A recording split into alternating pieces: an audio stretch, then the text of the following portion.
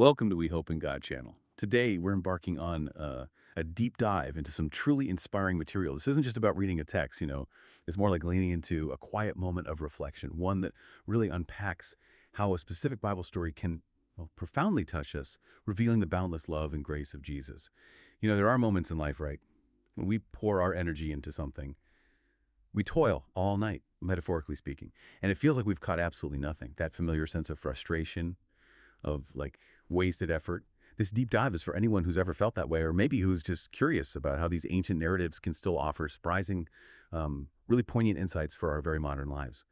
We're going to focus on a particular story today. It shines a light on persistence, the profound beauty of second chances, and, the undeniable power of divine guidance in a walk with God. Yeah, and what's truly fascinating about the reflection we're exploring is how it takes this really well-known biblical account and connects it so directly to these universal human experiences.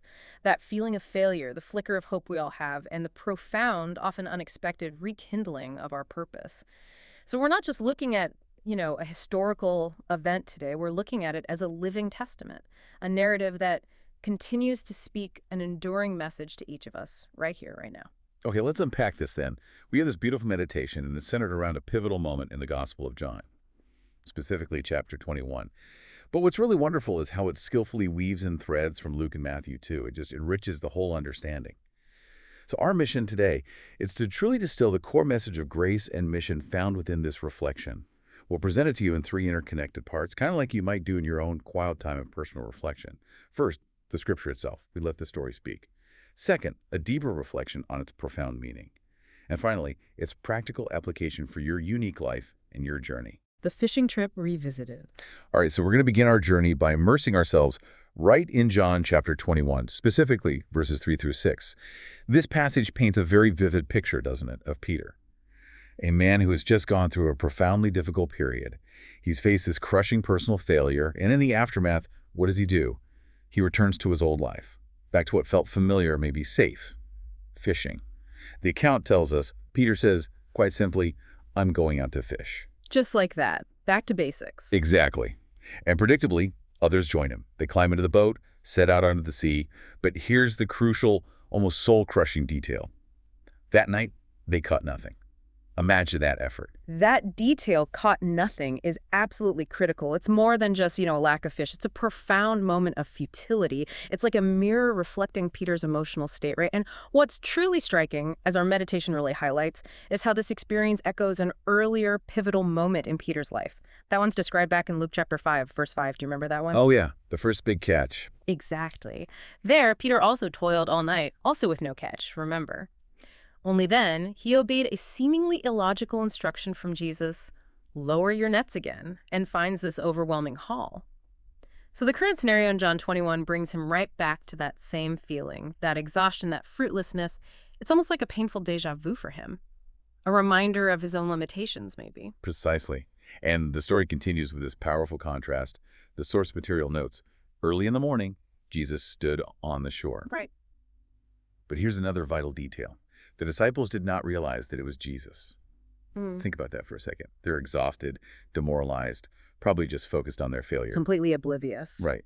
And he calls out to them, this voice from the shore, friends, haven't you any fish? And their reply, just no. It's so terse, it speaks volumes about their disappointment, doesn't it? Yeah, just flat, defeated. Then Jesus gives this specific instruction. Simple, yet profound. Throw your net on the right side of the boat and you will find some. And just like before, in that earlier encounter in Luke, the result is just astounding. We read that they were unable to haul the net in because of the large number of fish. It's not just a few fish here and there. It's an overwhelming, clearly miraculous catch. Wow. So this isn't just about, replenishing their empty nets. It feels like a moment designed to spark recognition, to stir a memory deep within Peter. It's like a deliberate reenactment of his initial calling. A scene meticulously crafted by Jesus, meeting Peter right in his despair to remind him of a deeper truth. So it's a miracle of provision, yes, but also of profound personal remembrance. Yep. Absolutely. And what's particularly striking about this second miraculous catch is how similar it is, almost identical, to Peter's first encounter with Jesus when he was called. What does the source tell us about the significance of that echo? Because here's where it gets really interesting, right? It's not just about fish, is it? It's clearly about something much, much more. Remembering the call and rekindling the fire. So Okay, what does all of this mean for Peter personally? Our source material offers this beautiful, really poignant reflection on this powerful moment. It reminds us, importantly, that Peter had recently experienced a truly devastating personal failure. We can't forget that.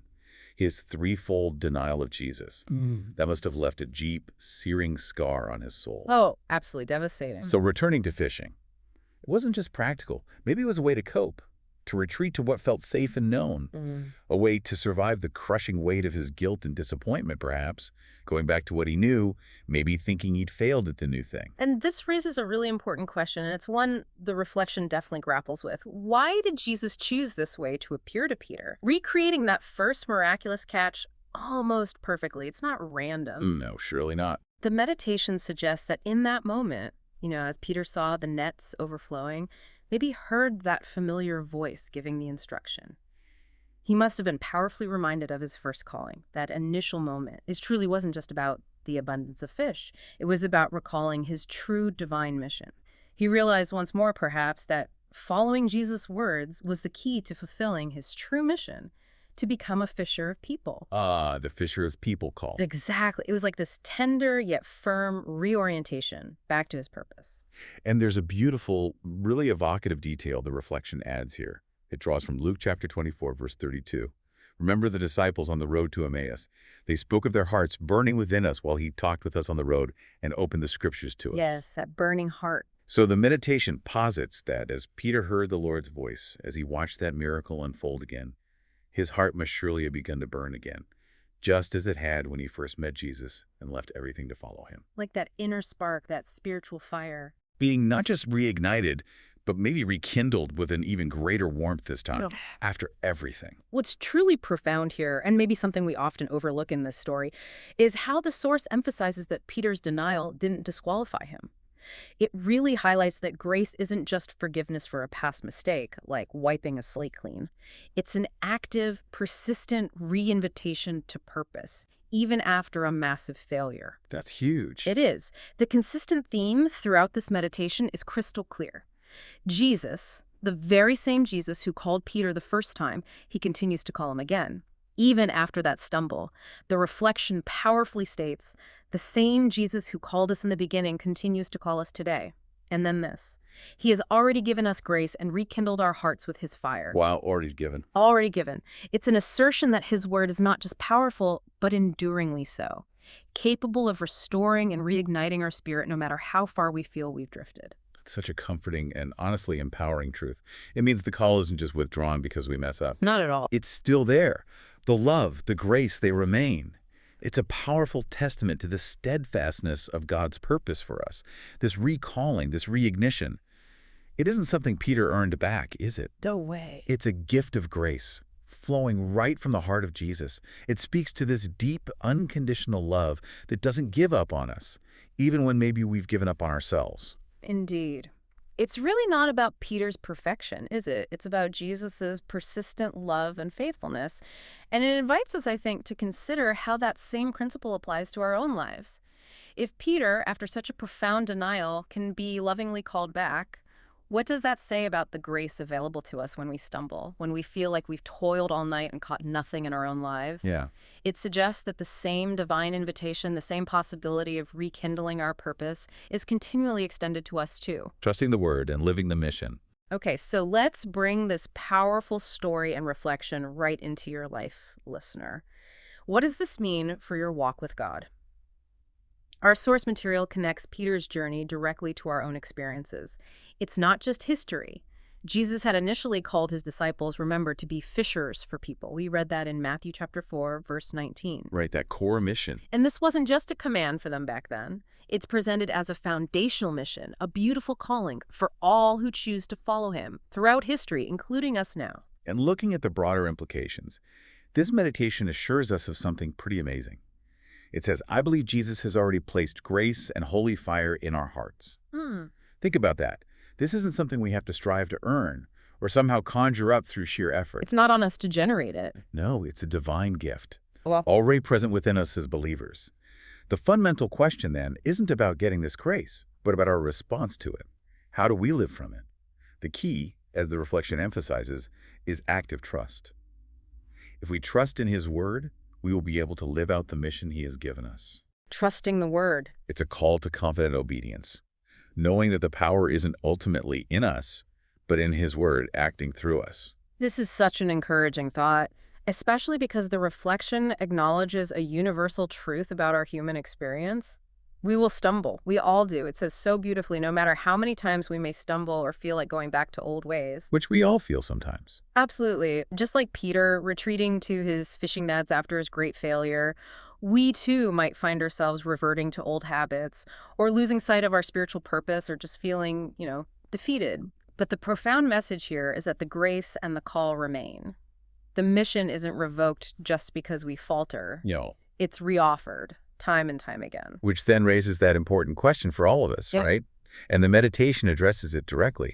How do we actually harness this inherent grace? How do we rekindle that holy fire within us when it feels low? The source's final thought is both a powerful prayer and, I think, a profound call to action for daily life.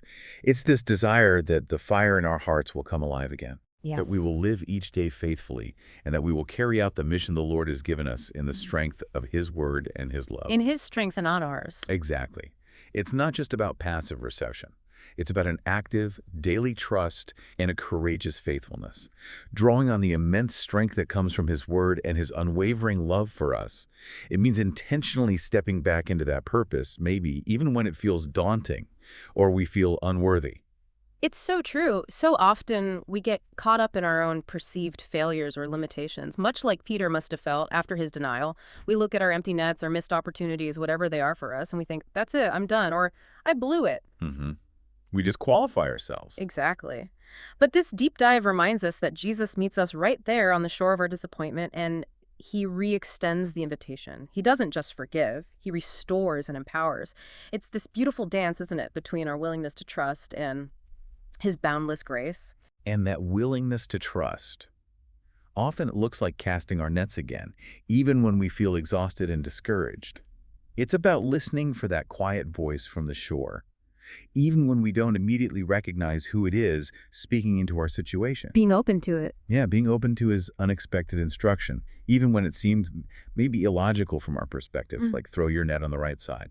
That simple act of faith, trusting his word over our experience, can lead to an overflowing abundance that we just couldn't have imagined on our own steam. Absolutely. The beauty of this story and the reflection we've been exploring is really in its timeless relevance. It's like a beacon of hope for anyone feeling lost or discouraged, or simply yearning to rediscover a deeper sense of purpose in their walk with God. It reminds us that our true mission isn't ultimately about our perfect performance, thank goodness. Definitely not. But about trusting in a word. His word that has the power to transform everything, our hearts, our lives, and even our perspective on failure and grace. The message here feels undeniably clear, doesn't it? It's persistent and profoundly comforting. Jesus' call on our lives is persistent. His grace is truly abundant, more than we can fathom, and his word holds the absolute key to fulfilling the unique purpose he has for each of us. May this meditation, this sort of quiet time with his word we've shared, be a small but maybe powerful light for your walk with Christ, inspiring you perhaps to live faithfully and courageously carry out the mission entrusted to you no matter what your personal fishing trip might look like right now. We truly hope this deep dive into John chapter 21 and how it connects with other scriptures has offered you not just information, but maybe a fresh wellspring of inspiration. As you go about your day, maybe think about where you might be casting your net, in your work, your family, your own heart, and more importantly, where Jesus might be quietly calling you to try the other side. A different approach. Exactly. Perhaps it's a new perspective or a renewed effort in something or simply a fresh trust in his unchanging word, even when things look bleak. We're always here to help you unpack these insights and connect the dots in your own journey. Until next time, keep diving deep into his incredible story.